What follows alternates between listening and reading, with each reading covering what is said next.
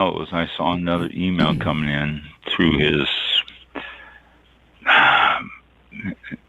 booker or whatever you want to call him, said that, confirmed. So Mark knows about it, so he should be calling us. Excellent. So now we just have to make sure that the link is working right. It's like, this will be the first. That's the main key to it, yeah. First test. If this works right, then I'll have to get a hold of Kim in Korea and have her scheduled. We can do the same thing with her. Is it Kim? Because she changed her name on WhatsApp to Regina.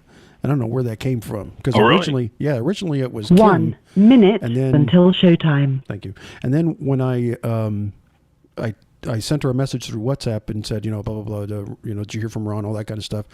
I went back to the calls thing, and the number or the name had changed to Regina. I was like, who's Regina? It used to say somebody else's name. So, because I think in my message to her on WhatsApp, because it has a messaging thing, I referred to her as Kim, and because that's what it showed on the caller ID. That it's almost like a little phone like Skype, but anyway, I was like, I don't know who Regina is, but okay, it sounds good to me. Regina. Yeah, and it still. Well, says Stephen Castles referred to her as Kim. Huh. Okay. Well, I think she said. I don't know where Regina came from. I think unless you got a hold of somebody completely different that's going to be calling us. Yeah, Your show will go live in 5 seconds. 4, 3, well, that's not 2, Hang on, 1. the countdown here. 2. Blog Talk Radio. Okay.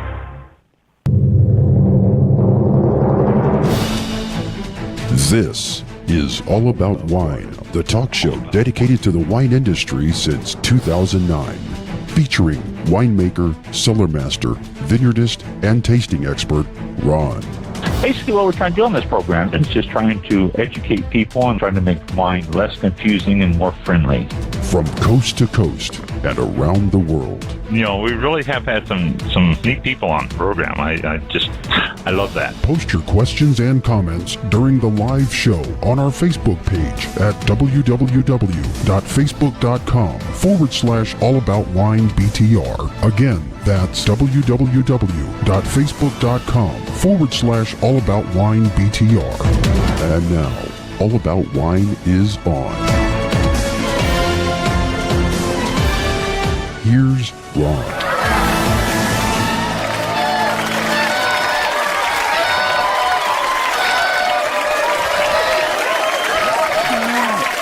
Thank you.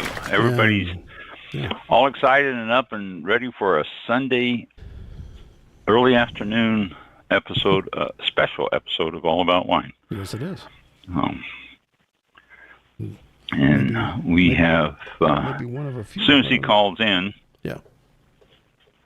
we'll have our guest, Marc Millen, I guess it's pronounced Millen, will be on. And actually, we're trying something new. We're going to be going through WhatsApp, since he is in England, United Kingdom. And we're going through WhatsApp. And so hopefully no issues with that. Yes, crossing our fingers. Yes, this is crossing our fingers. Yes. Yeah. But hey, at least Blog Talk Radio is working, so that's a good thing. Yes, that's a plus right there. We've been having issues with Blog Talk Radio for the past month, so it's maybe we should change our time to 1:00 Sundays instead of at 7 Thursdays or something. Yeah. While I think of it too, we're probably going to rebroadcast this episode this Thursday. So if you're listening to us now, then you can hear it again this Thursday, and this is a good opportunity to promote Flightline Radio. You can also listen to it on Flightline Radio next Saturday. Wow, we got almost a whole week there before it's on Flightline. But speaking of Flightline Radio, Mike's show program, Flightline Radio, every day, all day long. You can stream it. You can listen to him live. When are you live now? When did you finally settle into being live? It's on. I'm on Saturdays, 10 a.m. to 12 p.m. right before All About Wine, the encore. Saturdays Eastern time. So, and then following the show. So that's it's All About Wine, the encore. That's going to be your that's your slot. Well, I was just one. I didn't know if you it changed a couple times, but said something else. No, I can sleep in on Saturdays now. There you go. All right. Well, I knew there was a method. Yeah. And also, you still got your 80s guy on Saturday evenings, don't you? Yes. Yep. 8 to 10 p.m. That's all about the 80s with Rob Charles. He comes on, and that's a live show, and he's on like 78 stations, so he's out there. Is he? Oh yeah. Wow. Yeah, he's well known. Done quite a few of those, so he's been around. And we still have Phil and Cap, or Cap and Phil. I don't know which they prefer, but that's 1st and 15th is also on after All About Wine, the encore on Saturdays. And they're also on 7 a.m. and 7 p.m. on Wednesdays. So if you want to listen to their podcast, their talk show deal, tune in then as well. Or, they're on Apple and... speaking of that, they're on a bunch of stuff now. I'm not sure if you got the message, but or the email, but I also posted it on the All About Wine Facebook page. We're now on Spotify. I remember you mentioned last week someone asked you about, they couldn't find us on Spotify, and I go, yeah, there's a reason. I didn't have it added to Spotify. I didn't realize it was that easy, and now we have, I believe it's 300 episodes on Spotify. And as soon as the show is done, give it a little bit, and this one will be on Spotify as well. So if you have that, search for podcast All About Wine. The category, I guess, would be podcast, and then just do a search for All About Wine, and you'll see the same heading or logo, Ron's picture, and the All About Wine image there. So click on that and follow us, and that's a big plus. So it's another way to tune in to our archives. They're all almost on there, almost all. So big moves. Man. Well, okay, good. So why didn't we try I wrote so we had ago? Yeah. we had a guy ask us why you couldn't find us on Spotify. So I mentioned it last week, and Mike went in and got us on there. In fact, I emailed him and told him, he can click on Spotify and find us now. So yeah, very cool. But good. Yeah, so put the link on there, and we're still holding for Mark to join us. Yeah. I'm not sure. It is a 5-hour difference between here and the United Kingdom, isn't it? I have to go to let me hit the board here. I think it is. London time is 6:06 p.m. in London. So yeah, you're right. Yep. Yeah, he was told to come on at 6 o'clock his time. Wait a minute, we have somebody there. Might be on the switchboard. He didn't go through WhatsApp. We need to find out about that. That's +44 is the UK for sure. So yeah, we have somebody in the green room. Let me see if it is Mark. I'll bring him on the show. He just hung up. God, no. Oh yeah. Huh. Just when I clicked on him to bring him on the show, he disappeared. Okay. Well, let's see if there's anything. He's probably sitting there trying to get through to us and having an issue. Yeah. Let's see where. Is it possible he sent you a? Is it possible he sent you an email or anything? You want to check that real quick and? Let me go back and look and see. No, he hasn't. Hasn't sent any. Let's see. Let me click here. Let me look here. Let me look here. No.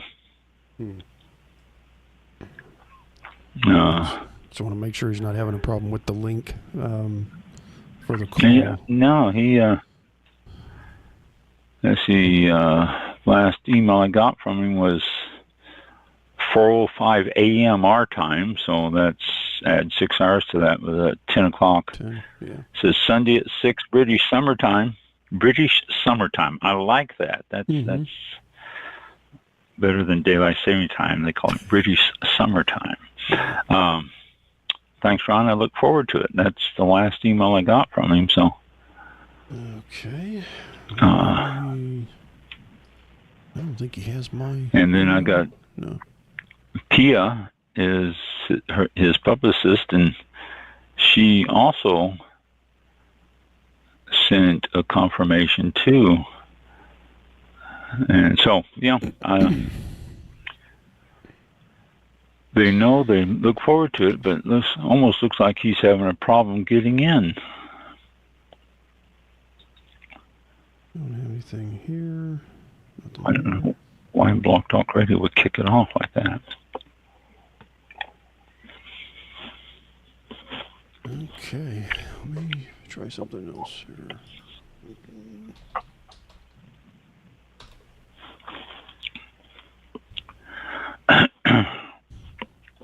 I was checking to see if there's any storms or anything. It shows precipitation, rain today.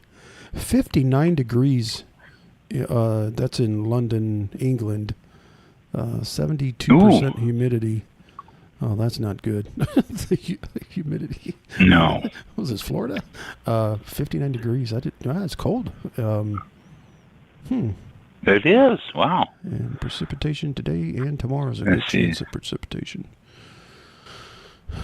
Trying to see if that might have been, if there was storms or anything, that could always cause a connection issue. That could always kick stuff out, yeah. But not cold. I don't have Mark's phone number either. Sometimes they'll send it to me, and I'm looking to see if maybe I have his phone number to confirm that was him that called in and we lost.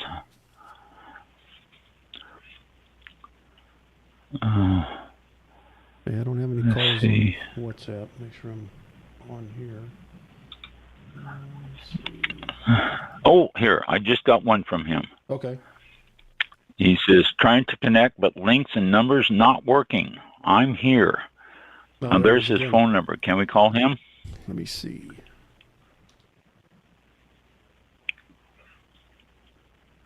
Let me see if I can put that number. He's on the line, though. Let's see if we can bring him in. Oh, okay. Are you there, Mark? Can you hear? I can hear you. I can't unmute. Okay. You can hear me? Yes, we can. Yeah, we can hear you for sure. Okay, it's showing me muted still. But I've been clicking on this WhatsApp link that you sent, and that's just not working. I could, if that's the number you're calling from, I can feed that into WhatsApp and see if it connects, or do you have well, we don't want to do that on the air because you're on the air now.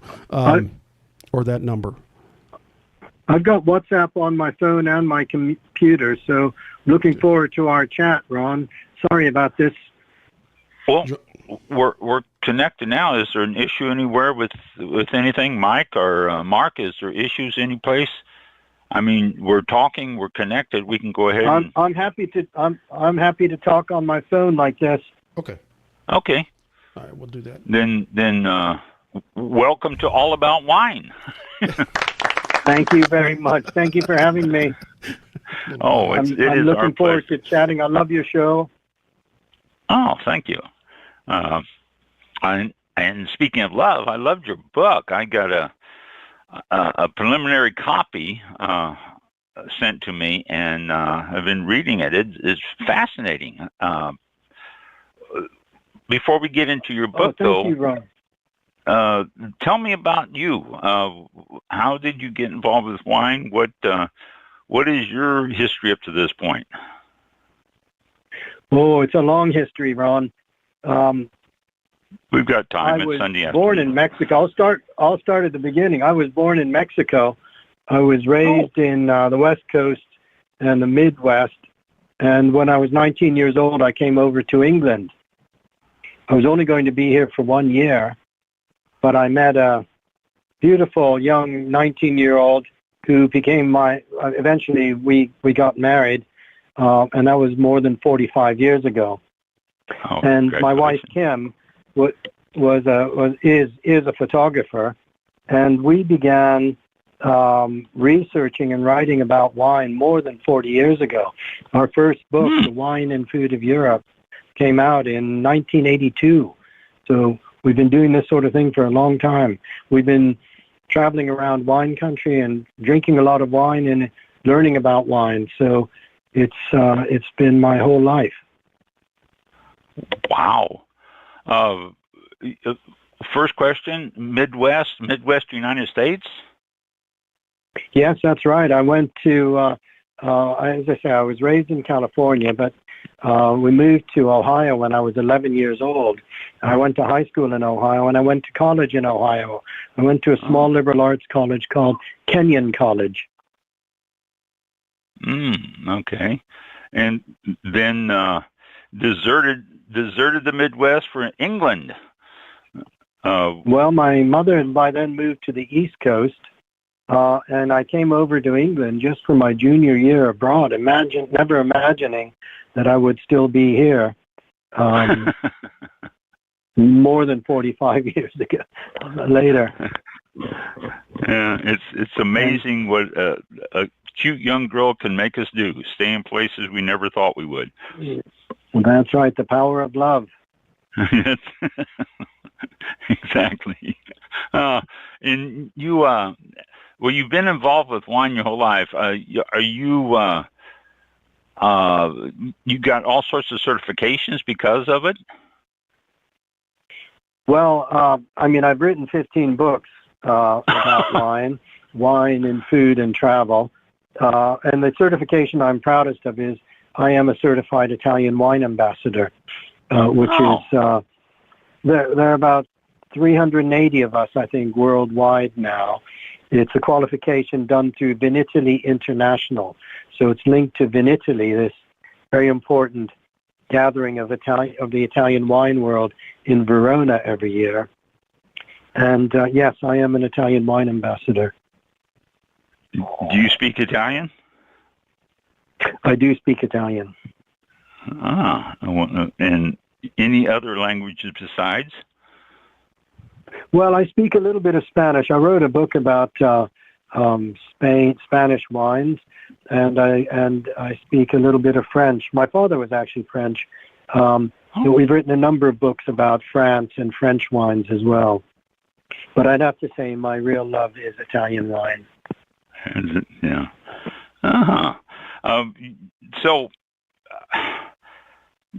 the latest book. Wow, 16 books. It's hard to pinpoint any particular one. 15. Okay, that's including this one, the Italy in a Wine Glass.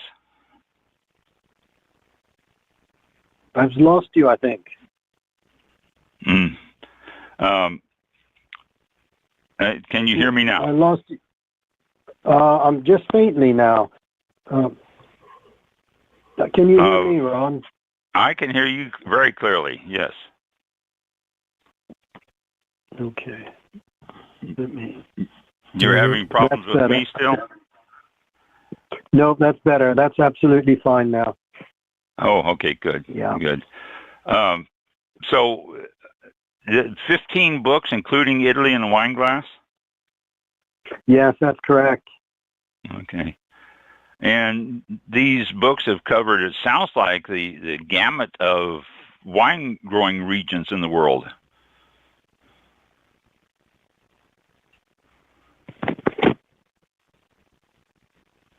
I'm sorry, I'm losing you again, Ron. Yeah, actually, I've got you back. It's coming and going. Oh, boy.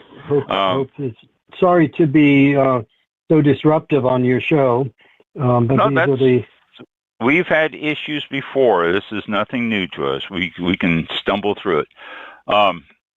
So your 15 books, you've covered just about every wine growing region in the world, it seems. No, not at all. Not at all. No, I've been entirely European based. There's a huge amount. There's a world of wine that I know nothing about. I don't really drink wines from the New World, as we call it, although it's not so new anymore. My focus has been on European wines because I've always what interests me most, Ron, is linking wines to place and the context and the history and the foods and all of that, rather than wine simply as what's in your glass. It's the stories behind wine that most interest me, and I know there are a lot of stories that I'm waiting to be told from wonderful places in America, in South America, of course, in Australia and New Zealand, in South Africa, and indeed in many other places around the world, many places in Europe that have long histories of wine growing, but which for whatever reason, their wines are only just being rediscovered now. In Eastern Europe, for example, or the way Greek wines now are Greece, one of the cradles of, where wine came from, where it spread across the Mediterranean. But Greek wines are really only being discovered and appreciated now, and I know there's some wonderful wines being produced from Greece. Without question, there is. Also some other areas over there in the eastern part of Europe that seems to be rediscovered in places like Georgia and some places like that. Oh, absolutely. Yeah, that's really somewhere I want to go. I mean, that is where wine was born, really. So, that's so fascinating. And I think they're great drinking traditions and singing traditions and wine and food traditions that really go back centuries that, it sounds like such a... I've tasted a lot of those wines, Ron, and I like them. I like that style. I like the style of the amphora, the Quevri style wines, and the skin contact whites. And yes. I think the food from Georgia sounds really good too. That would be interesting to see, and which leads me also into the newest book. I was reading, Italy in a Wine Glass, and what I find so fascinating about that is you don't just talk about wine. You talk about history. You talk about things that do have influence on the grape growing and the winemaking throughout the years. Is all of your books in this style? No, this is a departure, but it's a book that's really the culmination of more than 30 years of research. I think what I found was when I was traveling in Italy, researching wine, but also I take people on gastronomic cultural tours to Italy, and culture and history are so linked to the Italian way of life today. Not just in wine, but people are very proud and knowledgeable about their particular areas. They know about the art and the artists of the area. They know the history. They know, and they'll talk about it, Ron, as if it was yesterday. But, they're talking about something that happened hundreds of years ago or even thousands of years ago, going back to the Greeks or the Romans or the Etruscans. The Etruscans had a huge wine culture, the Phoenicians as well. And then, through the rise of Christianity and the monastic tradition and, the different dominations of Spanish and the Austrians, all of these, histories are very much part of who Italians are. And so I really wanted to write a book because the history of Italy is complicated. Many of us love Italy. We travel to Italy often. And, we see these names on the roads, Piazza Garibaldi or or Via Vittorio Emanuele II, the first king of Italy, or Cavour, Via Cavour, the first prime minister. The history is all around us, but it's a complicated history, and I wanted to connect that history through wine because there's such obvious connections through personalities, through events, through movements, through historical eras. So I'm telling the story of Italy from the Greeks to now, to lockdown, to tomorrow even, through wine. And it's a fascinating book.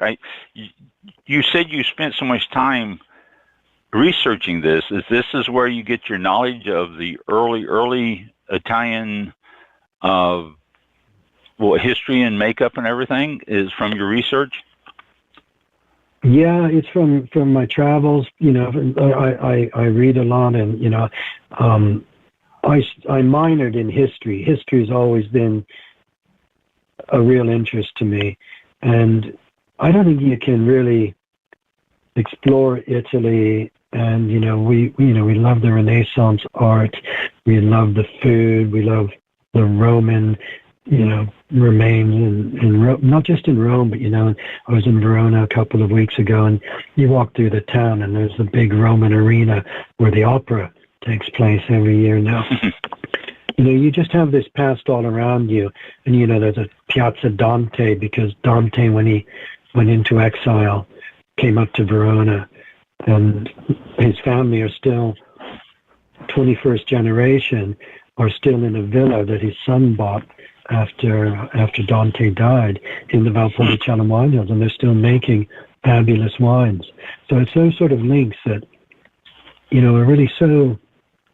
We're talking about centuries ago, but they seem very much, with us today. And I think that's what you feel in Italy. You feel this past all around you. You want to explore the past. You want to drink the past. And you can drink the past because Italian wine has all these incredible links to, and even if it's more recent, Ron, just the story of cooperatives. Italy is the most cooperative country in the world. 60% of Italian wine is made in cooperative wineries. Well, that's an interesting story in itself. Mm-hmm. Yeah, the history of Italy itself is so fascinating. I think I love the Roman Empire and what they did and all that. And, you hear just a speckling of the fact that they spread grapevines throughout Europe, but it's never publicized much more than that. And your book really brings a lot of this out to, it ties it all together, I think is the best way to put it. And that's just fascinating. They're wines that, have direct links to the past. I mean, two really interesting examples. One of Campania's best known winemakers, of course, is the Mastro Berardino family. It was Antonio Mastro Berardino who, after the war, really helped to revive and safeguard the native grapes of Campania, Aglianico, Piano, and Greco. And his son, Piero, became involved in a fascinating project, and that was to replant a vineyard, or in fact, a number of vineyards, actually within Pompeii itself, discovering where they could tell in the excavations where the actual posts for the vines were in a vineyard that was buried under volcanic ash in AD 79 when Vesuvius erupted and destroyed the city and killed so many people. So just as the voids left from humans or animals so tragically could be filled in with plaster to create the shapes and give us such a poignant, sad and tragic feeling of what happened that day. that can also be done with the vineyard posts and they could actually see where the vineyards were. Often they were around the amphitheater. And I think it's because Piero Mastroberardino conjectures that it's because this was wine that was being made to sell in the bars of Pompeii, not one of the Grand Cru wines of the Roman Empire, but wines to quench the thirst of people that were in the amphitheater watching the fights of animals and gladiators and drinking and shouting. And, you can get a sense of that. And that vineyard was actually replanted and wine made from those grapes. So it's an extraordinary link with history that I think is unique. Yeah, without question, that is unique. That's great. Do you have? And while you were telling that, I had to think. Do you have an idea of what the wines were like back then? I mean, you tasted a lot of Italian wine. I'm sorry? That's a very good question. That's a very good question because the wines of the past wouldn't have been what the wine from that vineyard was made that I tasted. But there is an example of a wine that comes from the island of Elba. A really, really interesting project. It's called Nessos, and they call it Vino Marino. And it's a wine that a wine producer on the island of Elba set out to create a wine as it had been made by the Romans, a wine that apparently was a favorite of Julius Caesar's. And what he does is he harvests the Ansonica grapes, quite a tough skin grape, makes very full-flavored dry white wines normally. But he had special baskets made, and he put the grapes into these baskets, and then he plunged them underwater into the sea, into the waters of the Tyrrhenian Sea. And I think they stay there for about 10 days. Grapes are quite thick-skinned, but there's still a little bit of osmosis, still a little bit of absorption of the seawater. And then afterwards he brings them up, and he lays them out to dry in the direct sunshine, again, for a fairly brief period. And then the grapes are pressed and fermented in small amphora, again, that he had specially made. So it was a project that was a labor of love. He really was just curious to see what wine would result. And it is an extraordinary wine. Only about 300 or 400 bottles are made a year. But I've tasted it, and it does feel like you're drinking the past. A little bit oxidized, very, very much a salinity to it, partly, I think, from this period in salt water. But just such a fascinating project. And I think an important point here is that we know about the past and about Italian wines from the past because they're winemakers that are just so curious to make these links. They feel it's part of their patrimony. Piero Mastroberardino planting that vineyard under the auspices of the archaeological authorities, actually within Pompeii, or Antonio Arrighi making this Vino Marino, this unique wine, tiny quantity, but still such a fascinating project. So that, I think, gives it perhaps an inclination of how wine was.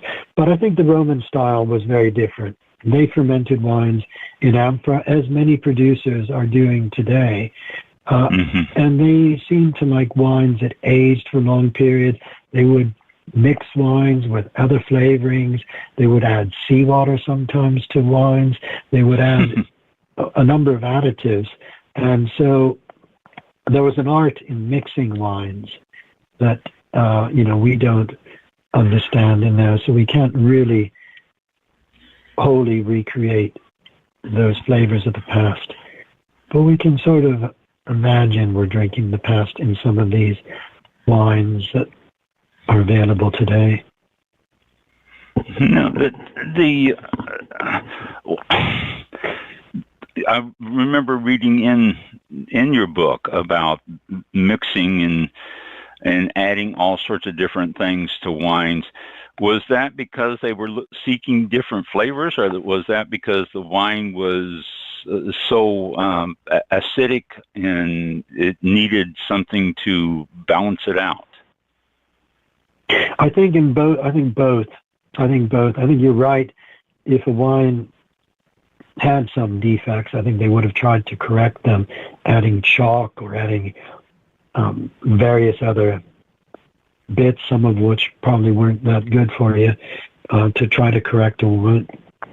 But I think also they were curious and wanted different flavors and different styles, so they would have, also experimented and mixed and added spices and honey and different flavors. But it should be remembered too that the Romans were the first, and Pliny the Elder was the first to really recognize terroir, and that wines from certain areas had attributes that were unique to that area and linked to grape varieties. And so, we have this, we're all very aware now of provenance and authenticity and terroir in wine, but it was the Romans that really began to define that and the wines would have been sold in particularly shaped amphora, which would have been one guarantee of quality, just like bottle shapes today can indicate certain wines. Yeah, very true. Moving forward away from the Romans in Italy, I was always been curious about how the First and Second World Wars affected vineyards in Italy. I mean, the bombing was devastating to not just cities, but to countrysides and everything else. Did that change the style of grapes, the type of grapes, or did they just replant the same things again? Well, that's a really, really good question, Ron. And you're absolutely right. The wine country was devastated. The First World War, the wine country, particularly in the Northeast, there was massive fighting. Of course, the Austrians were in this area, and there was massive fighting in what is now Friuli Venezia Giulia, and also in the German-speaking Trentino Alto Adige, so the Südtirol, and in the Veneto as well, around Asiago. So there was a huge amount of fighting, actually, in those areas, and vineyards were destroyed. And just beginning to recover when, of course, the Second World War also brought devastation to those areas again, but across the country, right down to the south, across Emilia-Romagna, Piemonte. There was a huge amount of fighting, the civil war fighting between partisans and Italian fascists who remained loyal to Mussolini, and of course the Germans. And then meanwhile, the Allies were bombing the cities and causing destruction. The men were away, and so the vineyards couldn't be harvested or worked. So it was a devastation. And of course, it was a devastation in terms of the economy, because wine and growing grapes was such a vital part of the economy. And it was very important that it could recover. Now, you said, did they simply replant the same? Not always. And I think some areas really thought about especially after World War II. For example, Friuli Venezia Giulia. Friuli is a source of some of the most outstanding white wines in Italy, and indeed the world, as well as red wines. Most of the wines are marketed varietally by the single grape variety. And that was a decision that came after the war. And they were very clear that they needed to recover the economy and replant and concentrate on both native grapes as well as international grapes that had been there, in some cases, for more than 200 years, from when Napoleon came across and introduced French grape varieties. So Friuli is a good example of a wine area that really rebuilt itself and reinvented itself as a quality wine region with wines now appreciated around the world. So the Italian grape industry survived that. When did they come up with the designations, the DOCs, and all the different classes or steps of wine? When was that instigated there? I think the DOCs were beginning in the 1960s, but interestingly, during the period of fascism under Mussolini, of course, wanted, to celebrate the greatness of Italy, the greatness of everything Italian, including wine. And Mussolini and under the fascists, there was a move to protect wines from particular areas, the quality and the genuineness, and to recognize them and celebrate regional wines. So that was a benefit that happened in that period that continued after the war. As far as DOC and DOCG and now IGT, and these are the quality designations that, consumers see on the labels. We're still seeing new ones every year, more and more. So it's been an ongoing process, from the 60s on, we've seen more and more DOCs and DOCGs, and I think some of the most interesting wines are IGTs, the Indicazione Geografica Tipica, which gives a little more freedom to the wine producers. The IGT, I'm not familiar with that. Could you expand on that, please? Yeah, it came really. I guess the equivalent in French would be the vin de paix. So it's, in theory, if you have a quality pyramid, you would have ordinary table wine at the base, and then you might have the IGT, and then the DOC, and the top of the pyramid would be the DOCG in terms of quality. But of course, Italians being Italians, it doesn't quite work that way, because some of the most exciting and some of the most expensive wines are IGTs, wines such as Tignanello. And of course, Ron, you'll remember the whole Super Vini da Tavola, when the Super Tuscans first were created in the 1970s. And because they didn't follow DOC, they were only given the most lowly designation, Vino da Tavola, table wine. But these were some of the greatest wines, and they astonished the world. I know you were talking about the Judgment of Paris on a recent podcast of yours. Well, this was around that same time, when Marchese Piero Antinori decided that really, the rules, the DOC rules to make Chianti, which insisted upon an inclusion of white grape varieties, to make a lighter style of wine, well, that you would never be able to make a great wine doing that. So he threw away the rule book. He planted some Cabernet Sauvignon amongst the Sangiovese vineyards, and the resulting wine was aged in new French oak barrique, the 225-liter new French oak barrels. And, the wine it took the world by a storm. It was amazing because nobody had ever tasted an Italian wine like that. And yet it was only able to be sold as a Vino da Tavola, a table wine. That was a nonsense. But two things happened as a result of that. Eventually, Tignanello now is an IGT, an Indicazione Geografica Tipica. And the other thing that happened was the producers within Chianti Classico, realized that, they needed to change their discipline and rules in order to make great Chianti.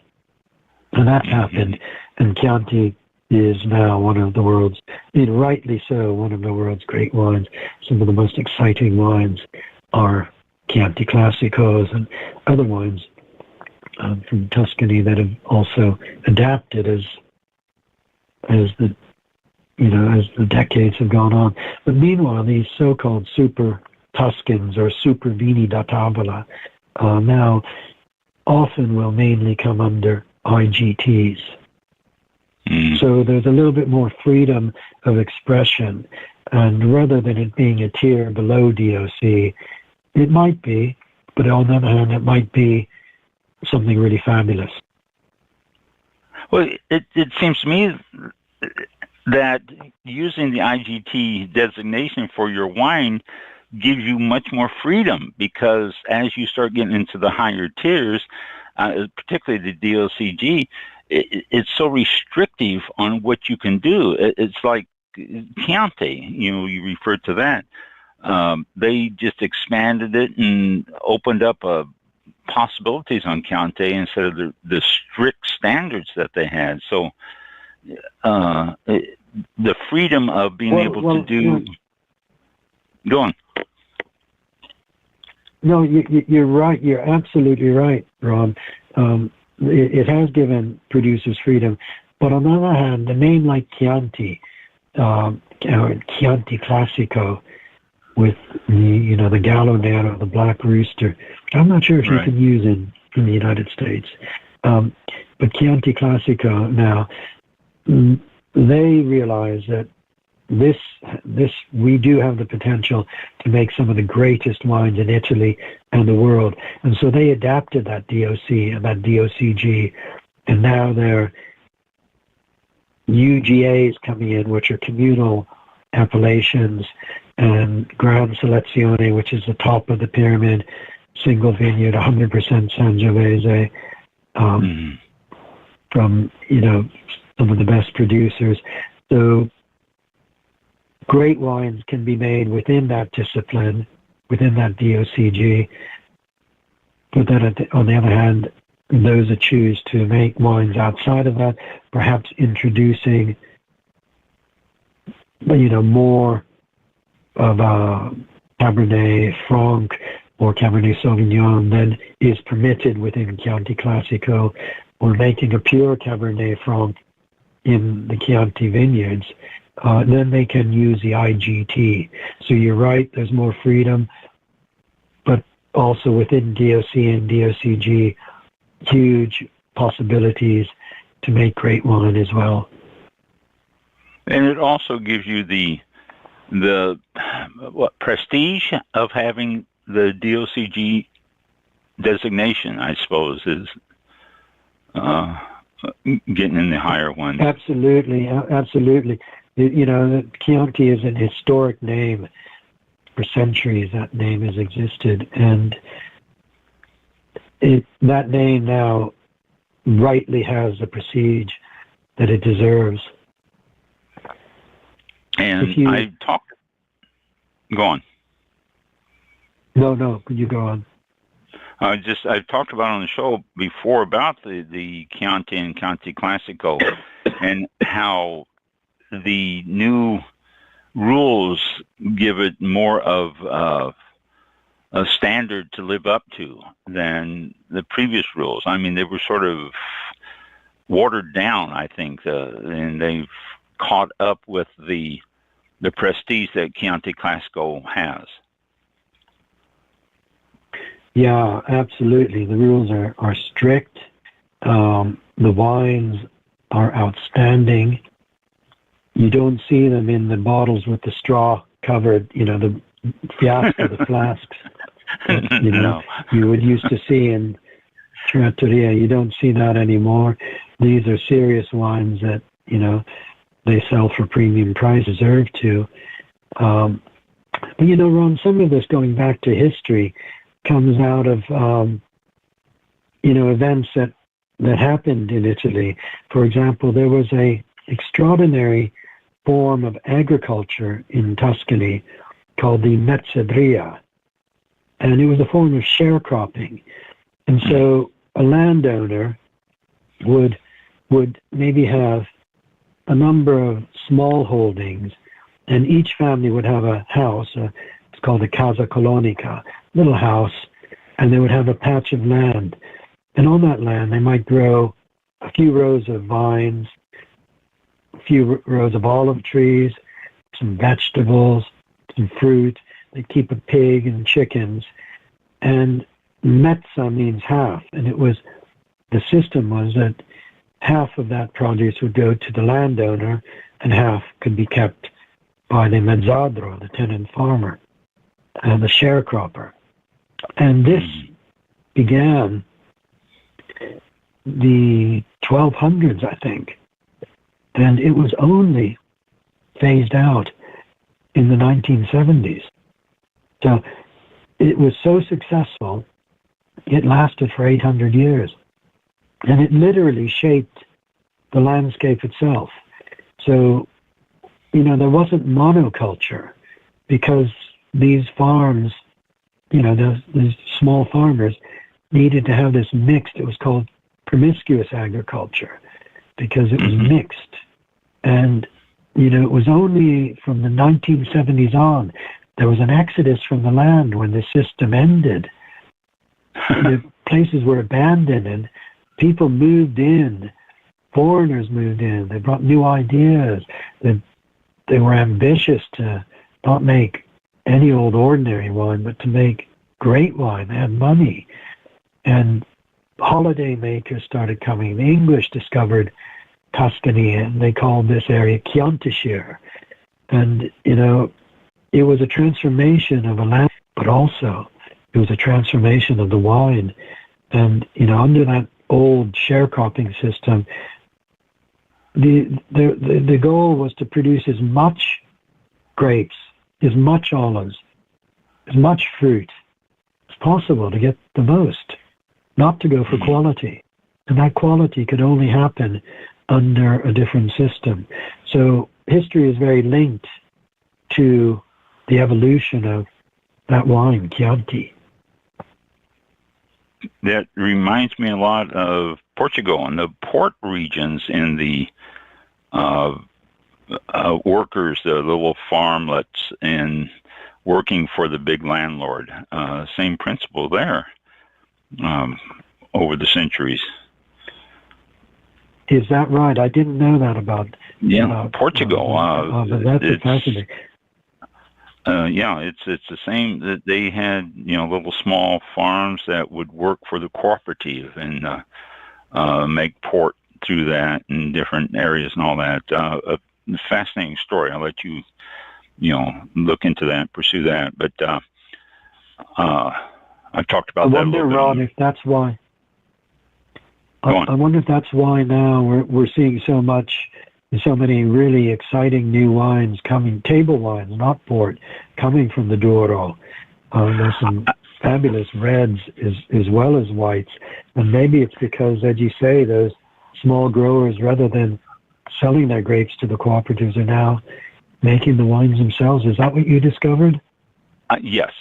In fact, I had a guest on the show that made a movie about the region over there, and it was really fascinating. He said a lot of areas are getting away from port grapes and are making other types of wines, and some phenomenal wines coming out of the region.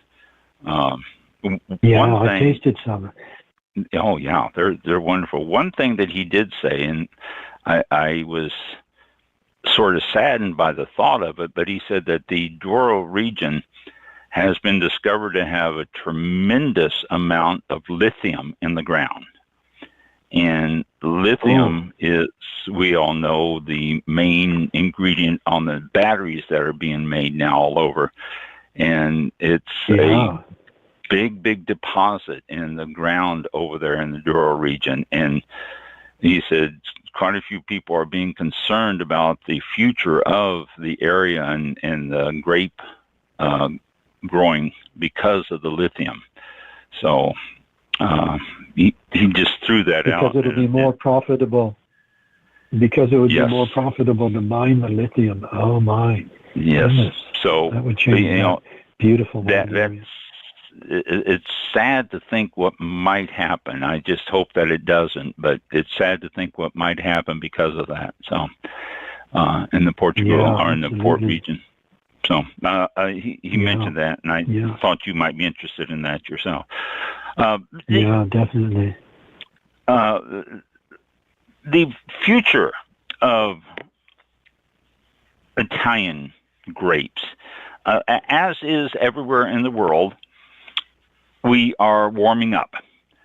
Wine regions are getting warmer. Grapes are being stressed. And Italy is, in the lower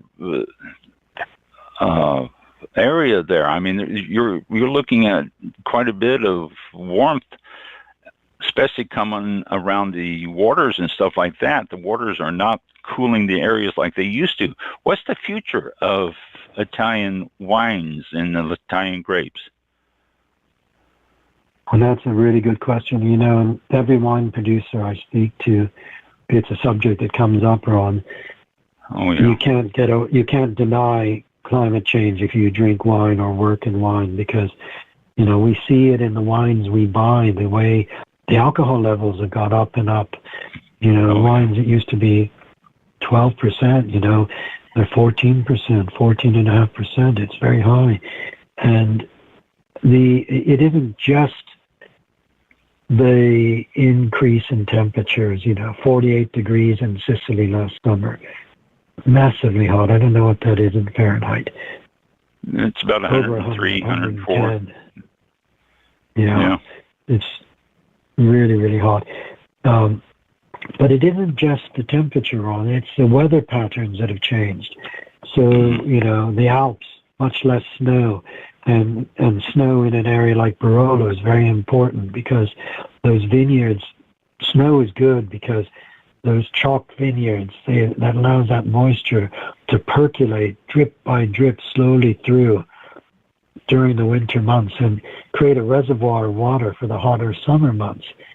But without snow, what's happening now is when it rains, it's rain bombs that come down with such ferocity that the rain just runs off the surface, and it causes huge runoff problems and doesn't have time to soak in. And rain that hard can damage the vines, it can damage the grapes. Hail is an increasing problem. It's changes in weather patterns as well. And not only that heat and that humidity caused huge problems with fungal diseases this year. Massive problems with gray rot and downy mildew. So it's a huge concern. There are ways that are being looked at. I mean, both in the vineyard, there's earlier harvesting. What the problem there is, the grapes may be ripe from sugar levels, but they're not yet phenolically ripe, which means you can have green tannins, and they're not complete in that same way. But nonetheless, early harvesting, night harvesting, canopy management to keep the sun off the grapes. Wine growers used to clip the leaves to give the grapes more sun. Now they're doing the opposite. They're keeping the canopy over the grapes to protect them. But also, there's different grape varieties are being experimented with. For example, in Franciacorta, which is where a small area of Lombardy, which produces probably Italy's best bottle-fermented sparkling wines, from Chardonnay and Pinot Noir, a little bit of Pinot Bianco. It's, we're talking about an area considerably lower than Champagne, glacial moraine soils, gentle hills, very complex wines, very beautiful sparkling wines.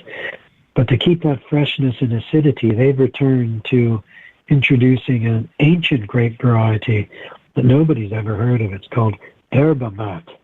And yerba mate is resistant to disease. It's late harvesting. It has a tough skin, and it's high in acidity. And a little bit of yerba mate can help to keep the freshness that could be lost in the wines of Franciacorta. Really interesting wines, really worth looking out for. And I think we'll see more of that. There's talk of kiwi varieties, hybrid varieties that are fungal resistant. They're introducing other hybrid varieties that would have been forbidden in European and Italian vineyards previously.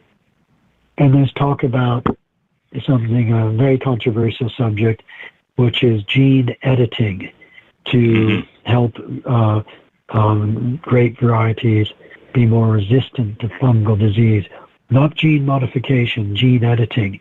It's a very significant difference because you're using the same genetic material from the same species, but it's sort of like a clonal selection done in the laboratory.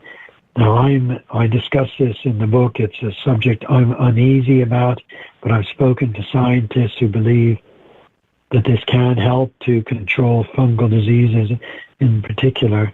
But it's an area that I think the urgency is there. We can all see how global warming is affecting our lives, whether we're wine growers or not, and it's affecting wine around the world. So I think not just in Italy, but I think producers around the world are looking for solutions and ways to, keep their livelihoods and keep supplying the world with great wine. On the upside, one of the upsides, Rod, I live in Devon, southwest England, but all of southern England and Wales, indeed, we're producing some really good wines now. Now that didn't happen 20 years ago. Yeah, good champagne. Have you had any English wines? Yes, but also still wines, Ron. Really good red wines now, even. Really? I've heard about the champagnes coming out of England, not the red wines. Yeah. The vineyard 3 miles from where I live planted some Pinot Noir to make sparkling wine. It was so hot the summer of 2020, that lockdown summer when none of us could even go out of our houses, that these Pinot Noir grapes over-ripened, and so they made still red wine. This is Lympston Manor Estate, 3 miles from where I live. And last year in the International Wine Challenge, which is a very important wine competition in London, the Lympston Manor Estate Triassic Pinot Noir 2020 won the Best Red English Wine Award. Astonishing. Wow. And that's 3 miles from where I live. It's a beautiful, light Burgundian-style Pinot Noir. That sounds exciting. You were mentioning... I'm sorry. You were... No. It's just that there are upsides to global warming. Not that many, perhaps, but certainly the rise of English wine and Welsh wine is one positive where I live. On the other hand, we talk about global warming, but we've had the most miserable winter. It's just rained all winter, so it's not like we're getting wonderful weather all of a sudden. Yeah, well, global warming actually is a misnomer. I would rather say climate change because that covers all of that. I agree. I think that's right. Yeah, climate change is a better word. You mentioned genetic modifications. I am an advocate myself for genetic modification. I think, if you were to do it naturally, and you could do it naturally, it would take years and years and years to come to the same results that a little bit of genetic modification can give you in a matter of months. And we don't have the years and years and years to do it naturally. It's warming up and the climate's changing quicker than we can keep up with it. So I'm an advocate of that. And CRISPR, that's another part of it. CRISPR is a very good way to not change the DNAs or anything. It's you just splicing out and splicing in. And I think that's what I was talking about, Ron. That must be the term used for what I refer to as gene editing, where you're CRISPR. Using the same DNA from the same plant rather than genetic modification, which might introduce a different species or a different plant. Right. And you're right, it speeds up what could be done over 20 years into maybe a couple of years. And, it's urgent. We can't. You just disappeared.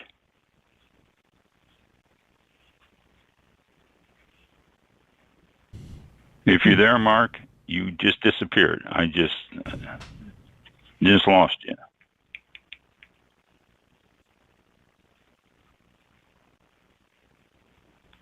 Shows he's still connected, but there's no audio from him. No audio. He just stopped for some reason. I still had a couple of questions for him, too. Mark, if you can hear us, then you're still connected, and we still have you online, but we have lost audio.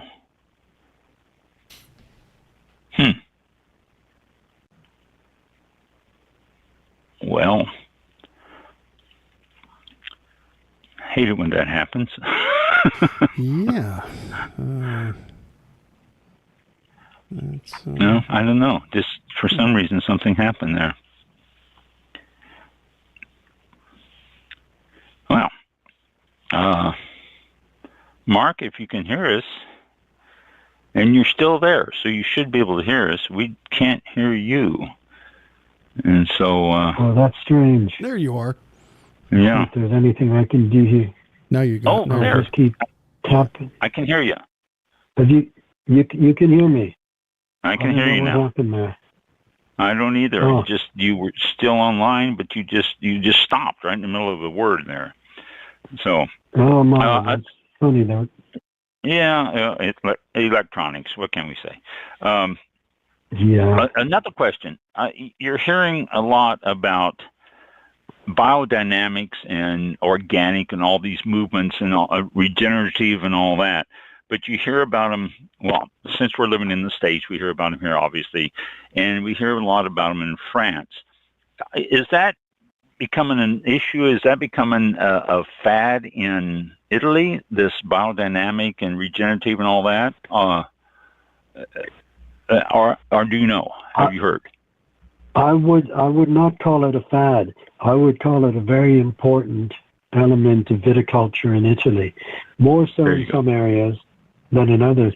But for example, going back to Chianti Classico, this historic heartland producing great wines, 60% of the members of the Consorzio of Chianti Classico farm organically, which is remarkable.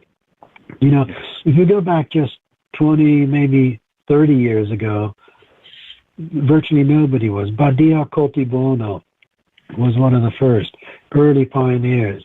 And in those days, if you said you were farming organically, people thought you were crazy. A lot of them don't bother with certification. They don't feel the need. But yeah, organic farming is very, very important. And you also mentioned biodynamic.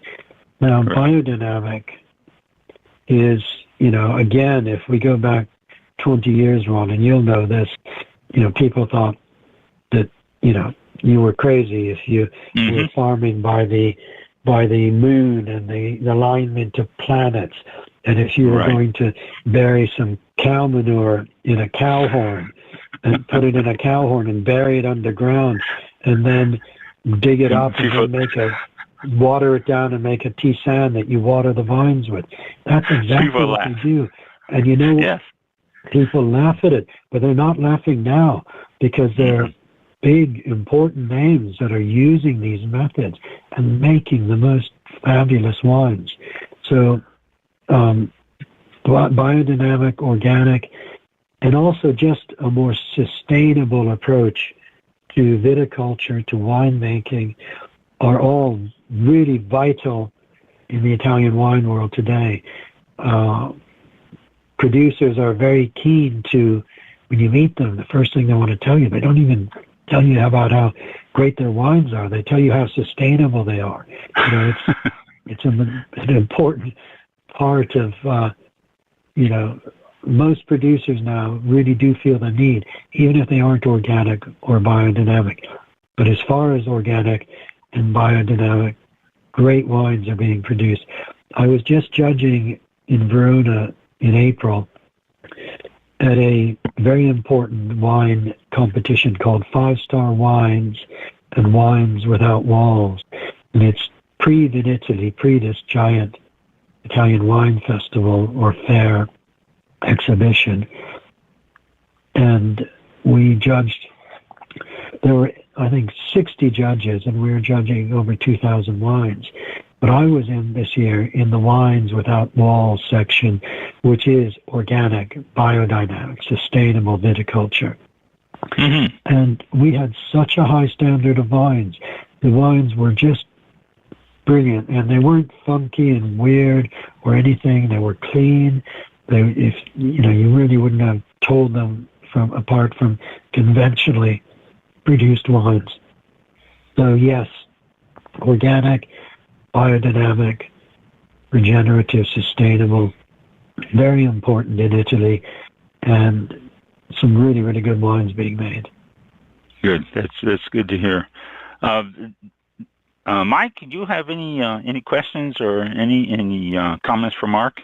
I've got a comment and a question. I was actually in Verona. That's my mother's, where she was born and raised. I don't know if I've said this before, but somewhere after first grade, so it was way long time ago. And I remember going to a ski lodge after doing all the visiting and touring type of stuff in Verona. And I think I said this before on the show, but so I'm like after first grade, so I'm very young, sitting in the ski lodge. There's long benches there, and everybody ate next to each other. It wasn't a big thing, but what struck me was when they came around, and every two people got their own bottle of wine, no matter how old you were. And I'm looking across at my mom. And I'm like, what am I supposed to do with this? And they go, that's for you and your brother. Drink it. And I was like, what? And we're not talking a sip. Oh, that's wonderful. We're not talking a sip. It was a full, I don't know, 750 milliliters, whatever it was. It was, I'm thinking, oh, this is going to be a good ski, session here. So what a great country. Yeah, and that was my, we went to the Colosseum. We went to see, Shakespeare, Juliet's balcony and all that. We did all that stuff and went to Venice. But that, I think, was the biggest, besides all the architecture and everything, because I'm a kid, I'm thinking, okay, whatever. But to have my brother and I, our own bottle of wine at, 7, 8 years old was just... Oh, I love that. Yeah, it was fantastic. Mike, is that what did that instill a love of wine with you, Mike? It made skiing difficult the first round, but it was. Right. I think it did, but I didn't appreciate it until later in life, because it was kind of like a one-off type thing. Like we didn't do that here, but so I guess I didn't really catch on to it until later as an adult. Sure, like now. Sure. But the question, you're a certified wine ambassador, and I don't recall if this was answered, so I apologize if it was, but what was the process to become certified as an ambassador? Is it a formal course of study? Is it online? Is there testing involved? What did you have to do? Yeah, it's a very rigorous study period. Involving online lectures and tasting in person in Verona, or it's now actually done in New York as well. I think it's done in Hong Kong. A few other places around the world through the Vinitaly International Academy. And then there's a fiendishly difficult exam. I think the pass rate is about 25%, wow. Which is both multiple choice and a practical tasting exam. So it's a very, and students have to make a video to show they can present and talk about Italian wine. So it's really trying to make a cohort of ambassadors who deeply understand Italian wine and can communicate and, tell the story of Italian wine wherever they are in the world. And the Italian wine ambassadors are located all around the world. So there are a number in the U.S., I think the largest number in the U.S., but in virtually every country. Oh, wow. So it's, if any listeners are very passionate about Italian wine, probably working in wine and want to find out more, it's the Vinitaly International Academy. Huh. Okay. Interesting. Thank you. Thank you. Quite a bit involved with it there. Yeah, sounds like it. Hmm. Okay, thank you. That was it. Italy in a wine glass. The story of Italy through its wines. I read. I can't say I read all of it. I didn't have the time to read all of it. It's a long 340 some odd pages, but it is fascinating. I enjoyed reading. I particularly enjoyed reading the history. There was so much history. I mean, it's you can tell that you did spend time looking through the background of the areas that you were talking about, and it just absolutely fascinating. And it won't be out in hardbound until this month sometime. Is that correct? It's the 28th of May, Ron. Oh. 28th of May is the U.S.-Canada publication date. Came out here in England last month, but it's the 28th of May. So it will it'll be available by the end of the month. Is that going to be available on Amazon and all the outlets online and everything, or do we have to get it directly from publisher or from you or something? No, absolutely. It can be. I think you can pre-order it now on Amazon, on Barnes and Noble, on any or indeed from any independent bookseller. The publisher is Melville House in New York. Oh, is it? Okay. And that also, we cannot skip talking about the fact that your other 14 books are also available too. So if anyone is interested in any of the others, then they are all out there. You did not use a nom de plume, did you? Everything is under Marc Millen? No. Well, Marc Millen or Mark and Kim Millen, my wife, who's a photographer. A lot of those books are sadly out of print, but available through various outlets, and they are still out. They are still out there and can be found, but maybe in secondhand copies or various other ways that books find their way around the world. They do. But, we're going back to books that were published 40 years ago. Oh, wow. Is Italy in a Wine Glass in just English, or is it published in other languages? Well, I hope it'll be. I'm really hoping I can find an Italian publisher for it. But so far, I think a few foreign rights editions have been sold. I haven't had the latest from my agent, but I know they're hoping to sell foreign rights. Fantastic. As much as possible. Any last comments or anything, Mark, before we say good evening to you? Well, I'd just like to say it's been a real pleasure talking to you, Ron. It's been really nice to have this easy conversation. I'm sorry about the technical glitches. It happens. I'm quite sure. But it's been a real pleasure. We've had our share of technical glitches over the years, so we are used to it. Mark, it was really a pleasure. You are, without a doubt, very knowledgeable and interesting, and the latest book is something that everyone, if they are a wine enthusiast of any type, even just an amateur, the history that you include in the book is well worth reading itself.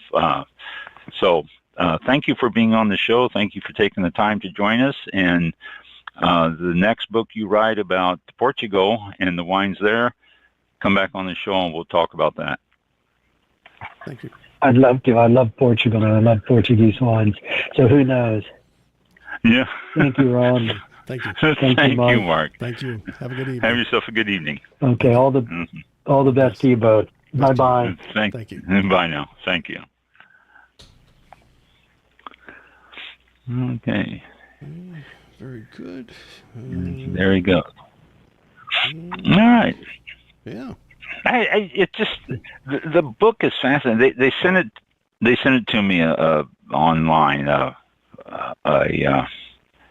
Whatever you call it, I can't think of the word, but I've been reading it, and the history is just fascinating. The format of the book is different than it doesn't just talk about wine.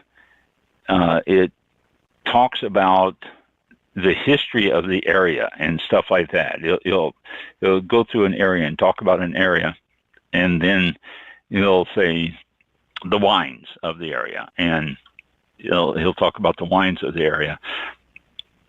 And it just is so interesting. I really have enjoyed reading through it and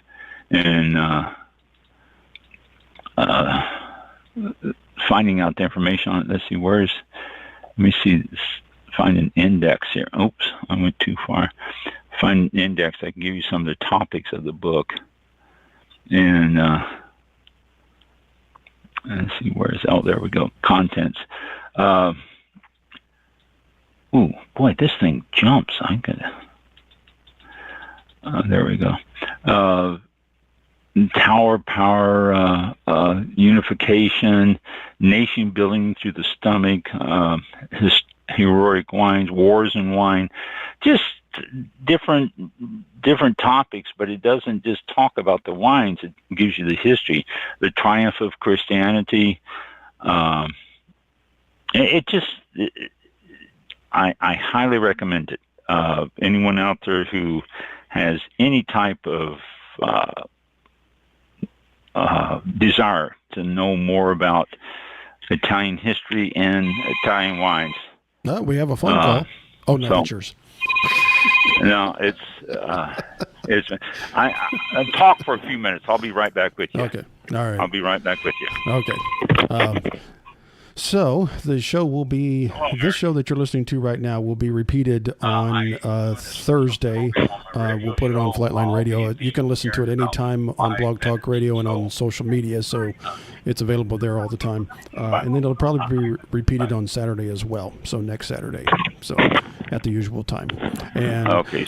We'll welcome Ron back to the program after that little break.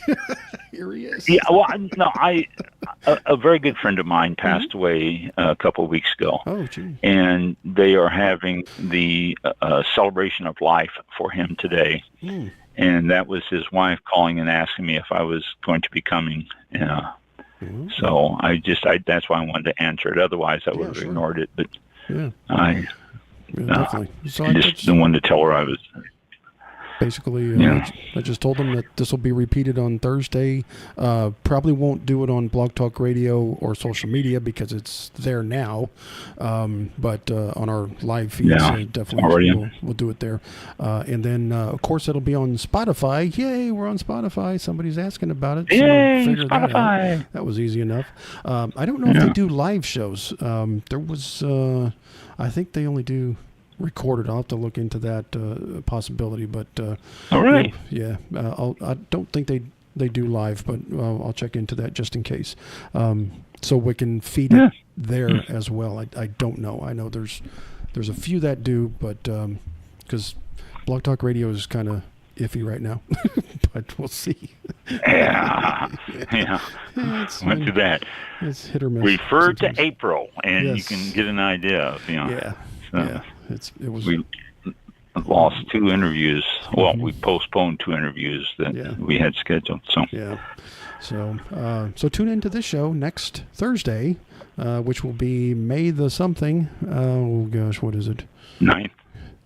Yeah, 9th, May the 9th. I'm like, well, today's the 5th, so 7 days from today. 9th is this coming Thursday. Yes, it'll be on the 9th. And then the 16th, after that, we have a guest. Mm-hmm. Alfie, Dear Native Grapes. So he'll be on the 16th. Exactly. Yeah, so we're good there. Next couple of weeks, and then hopefully we'll start getting some of these ones that we have lost because of my illness and because of Blog Talk Radio. We'll get those rescheduled, and we'll start getting those done. Yeah. So we'll definitely talk to you then. So thanks again, Mark. It was wonderful talking with you, and thank you all for listening. Yeah. Be safe. Rest of the Sunday, and we'll talk to y'all next week. And, well, you'll hear this next week. We'll talk to you in 2 weeks live. Okay, cool. Have a good one. Thanks again. Bye. Thank you. Be safe.